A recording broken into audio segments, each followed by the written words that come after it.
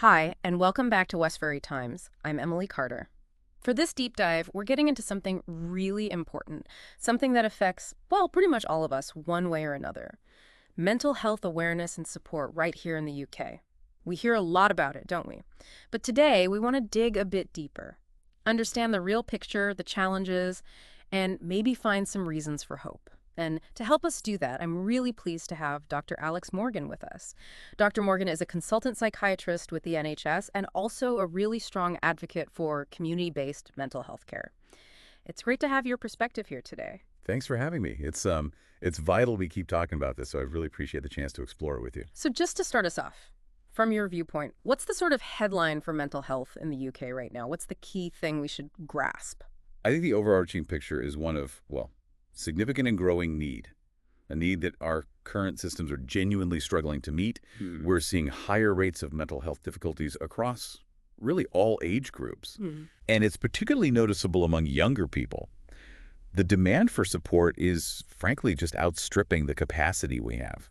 And when you say struggling to meet the need, what does that actually look like? On the ground, what are the signs? Well, think about services being stretched really thin, professionals facing burnout just for the sheer volume, and maybe most critically, the long waiting times people face when they try to get care. Right. We're talking months, sometimes, believe it or not, even years before people get the help they really need. Years? That's startling. It is. And to put some numbers on it, roughly 1 in 4 people in the UK will experience some kind of mental health issue each year. 1 in 4, okay. But what's really concerning is that fewer than 40% of those individuals actually end up receiving the treatment they require. Less than 40%. Yeah. And recent NHS data, just from this year, shows over 1.4 million people were in contact with mental health services. A really significant chunk of those are children and adolescents. Just shows the scale we're dealing with. It really does paint a picture. And of course, behind those numbers, there's always the question of funding. We know the NHS overall is under pressure, but is there a specific story when it comes to mental health funding? Yes, and this is where the mismatch is quite stark, actually.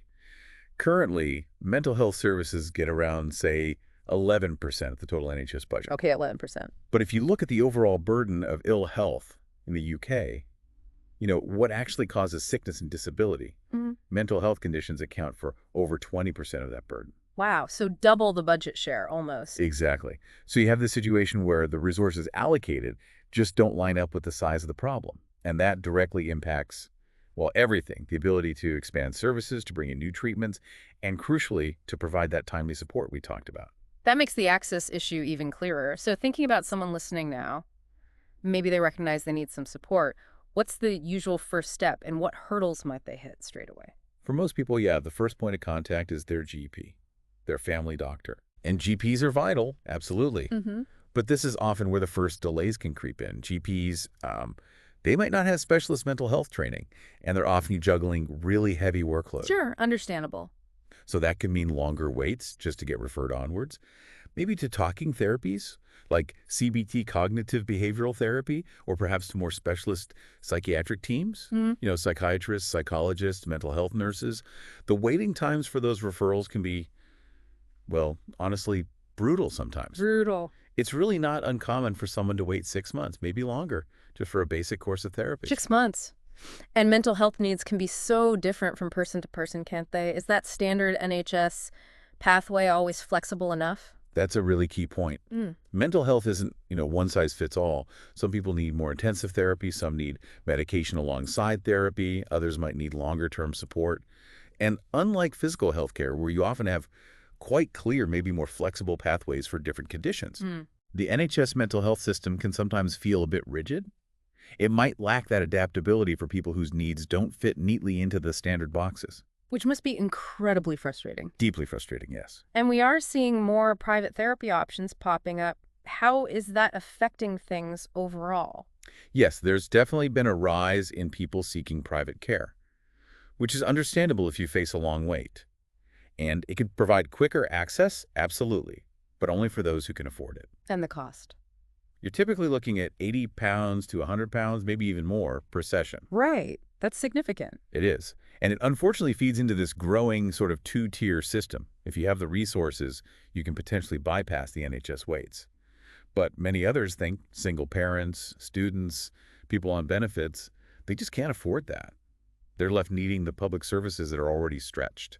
It's tough hearing about these systemic issues without thinking about the actual people affected. Could you maybe share an anonymized story just to illustrate these challenges? Yes, of course. It brings it home, doesn't it? I remember working with a young man. Let's call him Ben.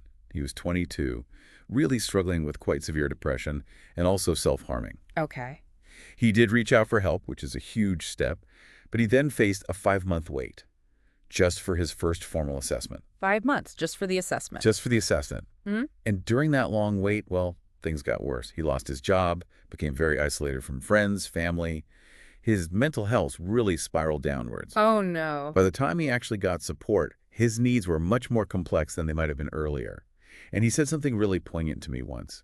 He said, if someone had just been there, just talked to me properly, maybe 2 months in, I honestly think things might have been different. Gosh, that really hits home, doesn't it? The importance of timing. Absolutely critical. And it makes you think about, well, what fills those gaps? The role of community. Exactly. Community support is invaluable. Yeah. You have brilliant charities like Mind, Sane, Comb. Hmm. They provide resources, information, helplines, and peer support groups, too, where people with lived experience can connect and share. That's incredibly powerful, especially perhaps for groups who might face extra barriers with formal services, like sometimes men find it harder to open up about mental health. Right. And we've seen those big public awareness campaigns, things like, it's okay to not be okay. Are they actually shifting the dial, making a difference? I think they definitely have contributed to more public awareness. Yes, we are seeing more open conversations, particularly among younger generations. That's positive. It is. But the impact is still a bit uneven, I'd say. Some communities, maybe certain ethnic minority groups or people in more rural areas, might still face quite significant cultural stigma. Or perhaps a historical mistrust of formal systems, which can stop them seeking help even when awareness is generally higher. So that brings us to stigma more broadly. Awareness might be up, but are we really seeing a fundamental shift in how mental health is viewed across society? We're definitely making progress. As I said, younger people are often much more open. Social media, perhaps surprisingly, has played a part in that, facilitating conversations. Interesting. But yes, stigma absolutely persists. You see it more, perhaps, among older generations, and definitely within certain high-pressure industries. Things like law, construction, even within healthcare itself, sadly. Really? Even healthcare? Yes. There can still be this underlying fear, Yeah. fear of being seen as weak or incapable if you admit you're struggling. And what about the workplace? Most adults spend so much time there. What role does it play? A huge role. Absolutely huge. And what we see is just a really wide spectrum of approaches. Some companies are fantastic. They're proactive, offering mental health days, maybe subsidizing therapy, training mental health first aiders, things like that. That sounds great. It is. But then other organizations, unfortunately, offer very little, sometimes no specific support at all. And that inconsistency, it really highlights a potential need for maybe more standardized practices. You could even argue for legislation to ensure a basic level of support for everyone at work. Looking forward then, despite all these challenges we've discussed, are there things that give you some hope? Are there positive signs for the future of mental health care here? I am cautiously optimistic, yes. Cautiously. Cautiously. Because the challenges are real. But I see incredible passion and dedication in the next generation. Medical students, therapists coming through, they really care. There's also definitely more political discussion around mental health now than there used to be. Okay. Though translating talk into sustained, meaningful action and funding, that's the crucial next step. We're also seeing some really interesting pilots using technology, apps, online platforms, things that could potentially improve access, maybe help with early intervention. So innovation is happening. It is. But the key word for me is sustained. We need consistent investment, real commitment that goes beyond just, lip service. Absolutely. So for people listening right now, maybe wanting to make a positive difference, however small, what's one concrete thing they could perhaps do? I think prioritize genuine connection. It sounds simple, maybe, but really make a point to check in with people around you, friends, family, colleagues, instead of just the quick, You okay? Mm. Maybe try asking, how are you really feeling? That's a good point. The really. Exactly. Those conversations, they can be incredibly powerful. Sometimes it's the first opening someone needs to talk or seek help. Yeah. And also, let's just keep normalizing the idea of getting help. Talking about therapy not as a sign of weakness, but as, well, like going to the gym for your physical health. Yeah. It's proactive self-care. Looking after your mind like you look after your body. Precisely. This has been such an important and I think really insightful deep dive. Thank you so much for sharing your expertise and your perspective with us today. It's been incredibly valuable. Thank you. And thanks to Westferry Times for giving this subject the time it deserves. It's crucial. And to everyone listening, please do remember your mental health really matters. You've been listening to Westferry Times. Stay kind, stay connected, and please take care of yourselves.